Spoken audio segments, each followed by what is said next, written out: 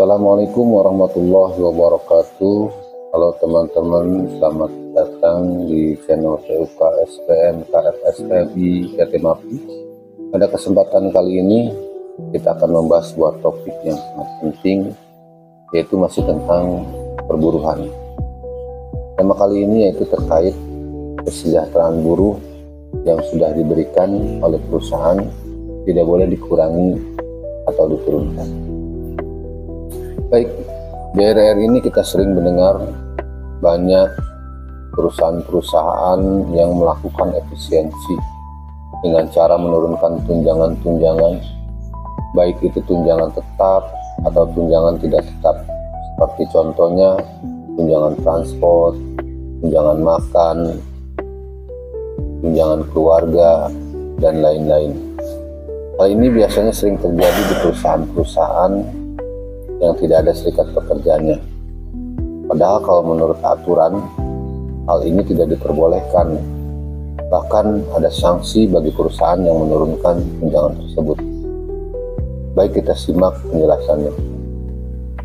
Kenapa kesejahteraan buruh yang sudah diberikan oleh perusahaan tidak boleh diturunkan?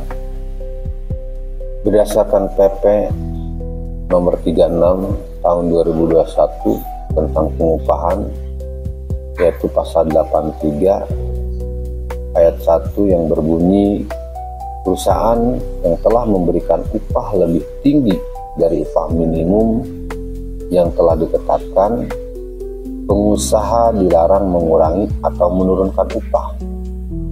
Nah, di ayat 2-nya, pengusaha yang melanggar ketentuan sebagaimana dimaksud pada ayat 1 dikenakan sanksi administratif sebagaimana dimaksud dalam pasal 79. Nah, di sini pada ayat 1 mari kita bahas terkait upah. Upah terdiri beberapa komponen, yaitu ada di pasal 7-nya di PP 36 tahun 2021 tentang pengupahan. Ayat 1, upah terdiri atas komponen A, upah tunjangan A, upah tanpa tunjangan, B, upah pokok dan tunjangan tetap, C, upah pokok, tunjangan tetap, dan tunjangan tidak tetap, atau D, upah pokok dan tunjangan tidak tetap. Artinya, ketika kita bicara upah terdiri beberapa komponen yang tadi kita sebutkan. Ada upah pokok, ada upah tunjangan tetap, atau upah dan tunjangan tidak tetap. Nah, ini termasuk komponen dari bagian upah. Artinya ini tidak boleh dikurangi. Dan seperti kita jelaskan, ketika ada perusahaan yang menurunkan tunjangan transport, tunjangan makan, tunjangan keluarga, tunjangan kesehatan, dan lain-lain yang sifatnya itu tunjangan, itu tidak boleh dikurangi. Ya, karena jelas ya di pasal 83 ini ayat 1, yaitu perusahaan yang telah memberikan upah lebih tinggi dari upah minimum yang telah ditetapkan, pengusaha dilarang mengurangi atau menurunkan upah. Baik, berikutnya kita bahas terkait non-upah ya.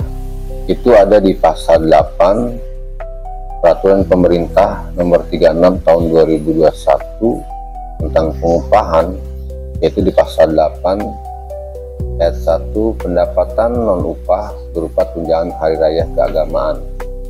Ayat 2-nya, selain tunjangan hari raya keagamaan sebagaimana dimaksud pada ayat 1, pengusaha dapat memberikan pendapatan non-upah berupa A, insentif, B, bonus, C, uang pengganti fasilitas kerja, dan atau uang servis pada usaha tertentu.